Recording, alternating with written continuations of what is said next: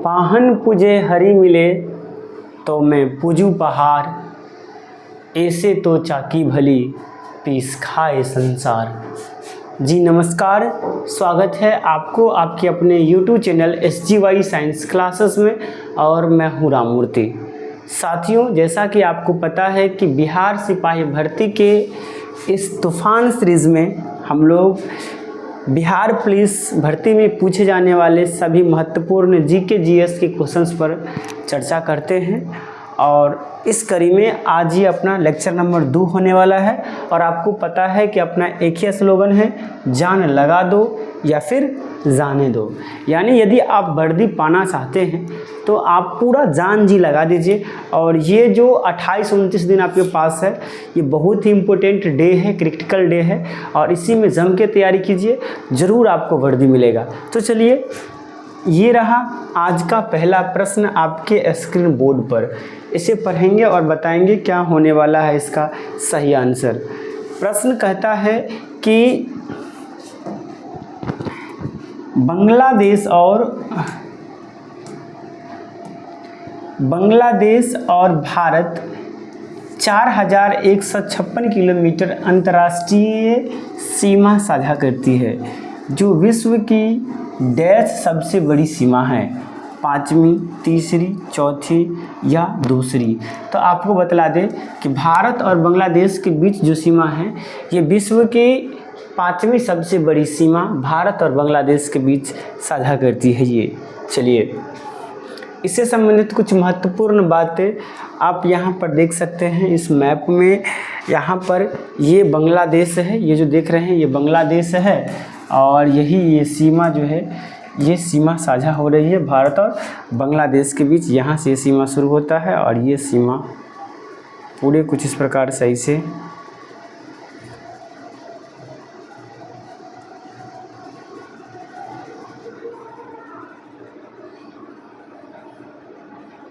ऐसे ये सीमा है, जिसकी लंबाई है 4100 समथिंग, यहाँ पर 41 होना चाहिए।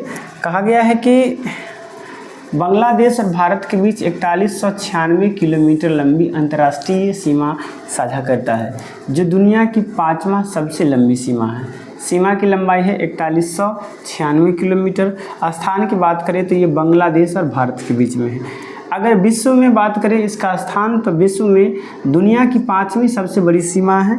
भारत के राज्य जो बांग्लादेश के साथ सीमा साझा करता है उसमें है असम, त्रिपुरा, मिजोरम, मेघालय और पश्चिम बंगाल। यानी हमारे भारत के 1, 2, 3, 4, 5 स्टेट जो है ये बांग्लादेश के साथ सीमा साझा करती है। अब हम लोग अगले प्रश्न की ओर चलते हैं, और अगला प्रश्न ये रहा आपके स्क्रीन बोर्ड पर। प्रश्न कहता है कि डैश को तमिलनाडु का राज्य पशु माना जाता है, एशियाई शेर, नीलगिरी ताहर, एक सिंह गैंडा या काला हिरन। तो इसका सही आंसर बी होने वाला है, नीलगिरी ताहर। क्या नीलगिरी ताहर को तमिलनाडु का राष्ट्रीय पशु माना जाता है। यहाँ आप देख सकते हैं, यहाँ लिखा गया है कि तमिलनाडु का राष्ट्रीय पशु नीलगिरी ताहर है, जो एक प्रकार के पहाड़ी बकरी है। अगर हम बात करते हैं बिहार के राष्ट्रीय पशु का, तो बिहार के राष्ट्रीय पशु बैल है। ये फिगर आप बैल का देख रहे होंगे, ये बिहार के राष्ट्रीय पशु है। और बिहार के राष्ट्रीय फूल की बात करें तो गेंदा या कचनार है। ये जो आप फिगर देख रहे हैं ये गेंदा है और इधर ये कचनार है। इन दोनों को बिहार के राष्ट्रीय पुष्प या बिहार के राष्ट्रीय फूल माना जाता है। इसके अलावा बिहार के राष्ट्रीय पक्षी गोरैया है। इधर आप देख सकते हैं गोरैया का फिगर, गोरैया है। आम बिहार का राष्ट्रीय फल है, ये भी याद रखेंगे, आम बिहार का राष्ट्रीय फल है। और आपको बतला दे, अगर फल की बात आया है तो बतला दे, लीची सबसे ज़्यादा बिहार में उगाया जाता है। और बिहार में भी कहाँ? मुजफ्फरपुर में। कहाँ? मुजफ्फरपुर में। सब आदमी कमेंट में लिख देंगे, कहाँ? मुजफ्फरपुर में सबसे ज़्यादा लीची का उत्पादन होता है। उसके अलावा अगर हम लोग बात करते हैं कि केला का उत्पादन सबसे ज़्यादा कहाँ होता है, तो बिहार में केला का उत्पादन सबसे ज़्यादा हाजीपुर में होता है। और हाजीपुर केला के बागान के लिए ही प्रसिद्ध है। चलिए अगले प्रश्न की ओर चलते हैं हम लोग। अगला प्रश्न ये रहा आपके स्क्रीन बोर्ड पर। प्रश्न कहता है कि केन नदी निम्नलिखित में से किस जिला से निकलती है?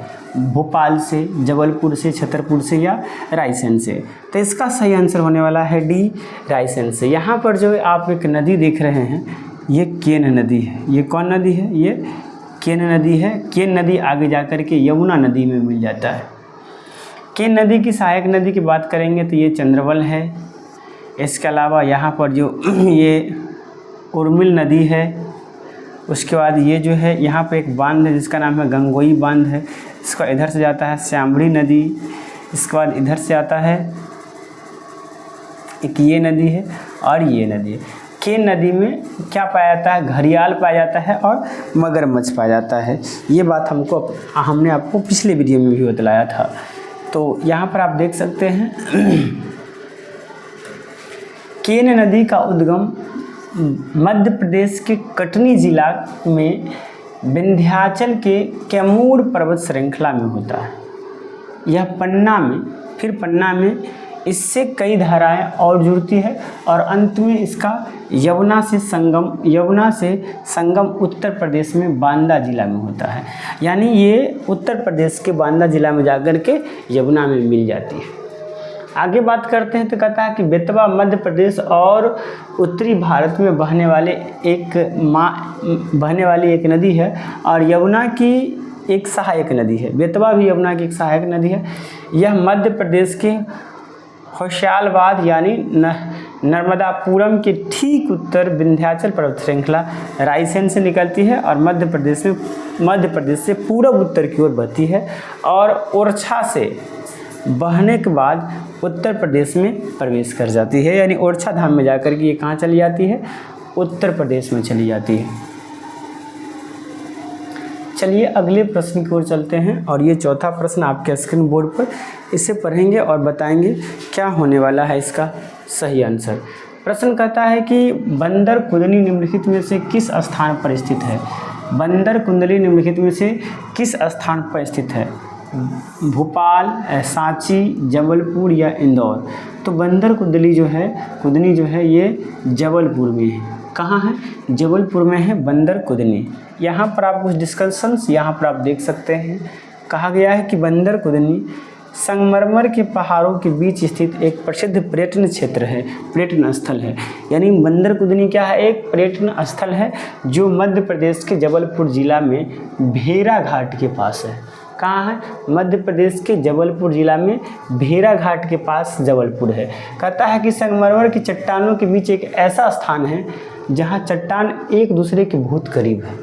मतलब यहाँ पर संगमरमर की चट्टान पाए जाते हैं और ये संगमरमर की चट्टानों के बीच का एक ऐसा स्थान है जहाँ पर चट्टान जो है उनके बीच की दूरी बहुत कम पाई जाती है, जिससे ऐसा लगता है कि एक बंदर आसानी से एक चट्टान से दूसरे चट्टान पर कूद सकता है। और इतना मतलब कह सकते हैं कि चट्टानों के बीच की दूरी इतना कम है कि एक बंदर आसानी से एक चट्टान से दूसरे स्थान पर कूद सकता है। इसलिए इस स्थान का नाम पड़ गया बंदर कुंडली। कहता है कि पहले घाटी आकार में संकृत थी, इसलिए बंदर एक तरफ से दूसरे तरफ जा सकते थे, जिससे इस जगह का नाम बंदर कुंडली मिला है। मतलब पहले जो था वो घाटी इतना छोटा था कि बंदर एक घाटी से दूसरे घाटी आराम से कूद सकता था, इसलिए इस जगह का नाम क्या मिल गया? बंदर कुंडली मिल गया। अब हम लोग अगले प्रश्न की ओर चलते हैं। तो अगला प्रश्न ये है श्वेत प्लेग से। ये प्रश्न है, कहता है कि श्वेत प्लेग को आमतौर पर किस नाम से जाना जाता है? HIV, क्षय रोग, मलेरिया रोग या टाइफाइड? तो आपको बतला दें कि जो श्वेत प्लेग है इसे क्षय रोग के नाम से जाना जाता है। किस नाम से जाना जाता है? क्षय रोग के नाम से जाना जाता है। अब कुछ विस्तार में जानकारी यहाँ पर आप देख सकते हैं। कहा गया है कि श्वेत प्लेग को आमतौर पर क्षय रोग यानी जिसे शॉर्टकट में TB के नाम से भी जाना जाता है। कहता है कि TB एक संक्रमण रोग है जो माइक्रोबैक्टीरियम ट्यूबरक्लोसिस नामक बैक्टीरिया से, जीवाणु से होता है। याद रखेंगे किससे होता है? किस जीवाणु से होता है? माइक्रोबैक्टीरियम ट्यूबरक्लोसिस नामक जीवाणु से होता है। कौन? क्षय रोग, यक्ष्मा रोग इसी को कहा जाता है, शॉर्ट में इसे टीबी कहा जाता है। कहता है कि टीबी को श्वेत प्लेग भी कहा जाता है क्योंकि इस बीमारी से पीड़ित लोगों का रंग पीला पड़ जाता है जिससे वे श्वेत दिखाई देते हैं। मतलब जब कोई व्यक्ति क्षय रोग से, जब कोई व्यक्ति टीबी से ग्रसित होता है तो क्या होता है, उसका शरीर पीला पड़ जाता है जिसके कारण में श्वेत श्वेत दिखाई पड़ने लगता है, इसलिए इसे हम लोग श्वेत प्लेग कहते हैं। कहता है कि टीबी को तपेदिक, क्षय रोग, यक्ष्मा, उपभोग, श्वेत मृत्यु, महाश्वेत प्लेग, कब्रिस्तान खांसी, राजा की बुखार आदि नामों से भी जाना जाता है। ये बहुत इंपॉर्टेंट पॉइंट है। यहाँ पर आप देख सकते हैं क्षय रोग कितने नाम शायद आपने पहली बार सुना होगा। टीबी कितने नाम हो गए, तपेदी 1, क्षय रोग 2, यक्ष्मा 3, उपभोग 4, श्वेत मृत्यु 5, महाश्वेत प्लेग 6, कब्रिस्तान की खांसी 7, राजा की बुखार, बुखार होगा वैसे, राजा की बुखार, ये 7-8 नाम हैं। ये केवल ट्यूबरकुलोसिस का नाम है। चलिए अगले प्रश्न की ओर चलते हैं और अगला प्रश्न ये रहा आपके स्क्रीन बोर्ड पर। प्रश्न कहता है कि भारत में एक राज्य उच्च न्यायाधीश की पहली महिला मुख्य न्यायाधीश कौन थी? उच्च न्यायालय की पहली महिला मुख्य न्यायाधीश कौन थी? राज्य उच्च न्यायालय की पहली महिला मुख्य न्यायाधीश कौन थी? सैयदा ताहिरा, दूसरा है लीला सेठ, तीसरा है रूमा पाल और चौथा है फातिमा बीबी। तो इसका सही आंसर होने वाला है लीला सेठ। मतलब किसी भी राज्य के जो उच्च न्यायालय होते हैं उनमें जो पहली बार महिला न्यायाधीश बनी थी वो बनने वाली थी लीला सेठ। कौन बनने वाली थी? लीला सेठ बनने वाली थी। अब यहाँ पर आप देख सकते हैं ये जो फिगर आप देख रहे हैं ये लीला सेठ की फिगर है। लीला सेठ का जन्म 20 अक्टूबर 1930 को हुआ था और इनका निधन 5 मई 2017 को हुआ था। कहता है कि न्यायमूर्ति लीला सेठ किसी राज्य उच्च न्यायालय की पहली भारतीय महिला मुख्य न्यायाधीश बनी थी। ये किसी राज्य के उच्च न्यायालय की प्रथम भारतीय महिला उच्च न्यायाधीश बनी थी। कहता है कि दिल्ली उच्च न्यायालय की पहली महिला न्यायाधीश बनने का श्रेय भी इन्हीं को जाता है। किनको? मतलब दिल्ली में जो पहली महिला उच्च न्यायाधीश थी वो कौन बनी थी? लीला सेठ बनी थी।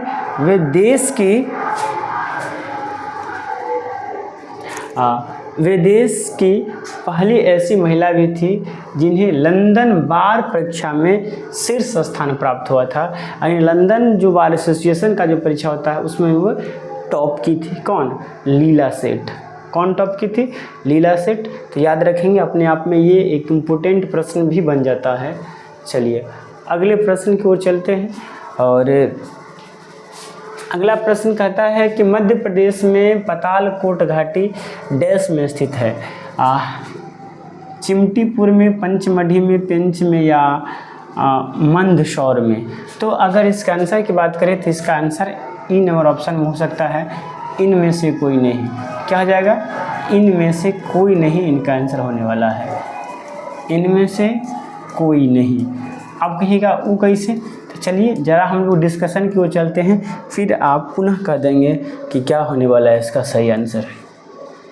आप यहाँ पर देख सकते हैं कि मध्य प्रदेश में पातालकोट घाटी छिंदवाड़ा जिला के तामिया तहसील में स्थित है। यानी ये किस जिला में है?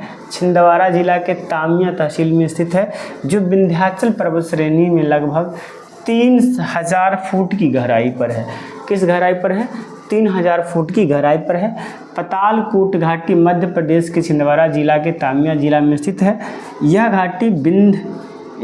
घाटी विंध्याचल पर्वत श्रेणी में लगभग 3000 फीट गहराई पर स्थित है। यह घाटी घोड़े की नाल के आकार की है। किस नाल के आकार की? घोड़े के नाल के आकार की, यानी कुछ ऐसा इस घाटी है। ऐसा ये घाटी घोड़े के नाल के आकार की है और पहाड़ियों से घिरी हुई है। किससे घिरी हुई है? पहाड़ियों से घिरी हुई है। कहता है कि पातालकोट घाटी में गोंड और भारिया जनजाति के लोग रहते हैं। ये इम्पोर्टेंट बन जाता है। गोंड और भारिया जनजाति के लोग कहाँ पाए जाते हैं? पातालकोट घाटी में। कहता है कि पातालकोट को धरती के नीचे का संसार भी कहा जाता है। पाताल कोट के लिए एक इम्पोर्टेंट प्रश्न बन जाता है, इसे धरती के नीचे का संसार भी कहा जाता है पाताल कोट को। चलिए अब हम लोग अगले प्रश्न की ओर चलते हैं और अगला प्रश्न ये रहा आपके स्क्रीन बोर्ड पर, इसे पढ़ेंगे और जवाब देंगे। पढ़ेंगे इसे और जवाब देंगे, क्या होने वाला है इसका सही आंसर।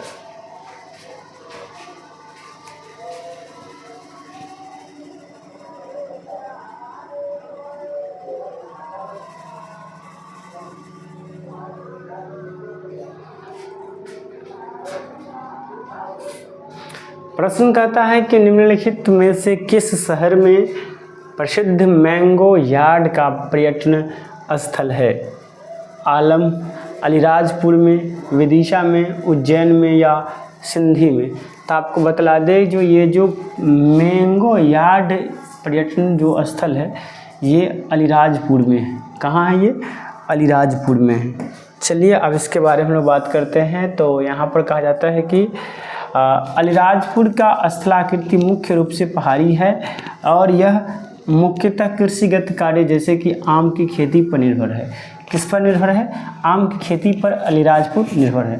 कहता है कि आम के कारोबार की बात करें तो अलीराजपुर में कृषि व्यापार यार्ड सबसे बड़ा है, यानी आम की जो कृषि व्यापार यार्ड है वो अलीराजपुर में सबसे ज़्यादा है। कहाँ है? सबसे ज़्यादा है। चलिए अगले प्रश्न की ओर चलते हैं और अगला प्रश्न ये रहा आपके स्क्रीन बोर्ड पर, इसे पढ़ेंगे और बताएंगे। कहता है कि मूसी और भीमा डैश की सहायक नदियां हैं। महानदी की, कृष्णा की, कावेरी की और ब्रह्मपुत्र की। बताइए मूसी और भीमा डैश की सहायक नदियां हैं। किसकी है ये? तो इसका सही आंसर हो जाएगा कृष्णा नदी की सहायक नदी है मूसी और भीमा। यहाँ आप देख सकते हैं कहता है कि मूसी और भीमा कृष्णा नदी की सहायक नदी है।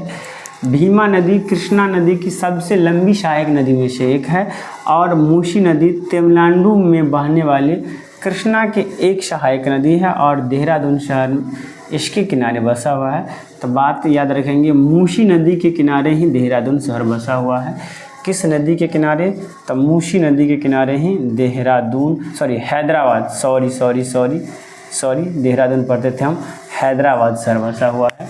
हैदराबाद शहर जो है ये मूसी नदी के किनारे ही बसा हुआ है। चलिए अगले प्रश्न की ओर चलते हैं और इस सेशन का ये आखिरी प्रश्न, क्योंकि हर सेशन में हम लोग केवल 10 प्रश्न का ही डिस्कशन करते हैं।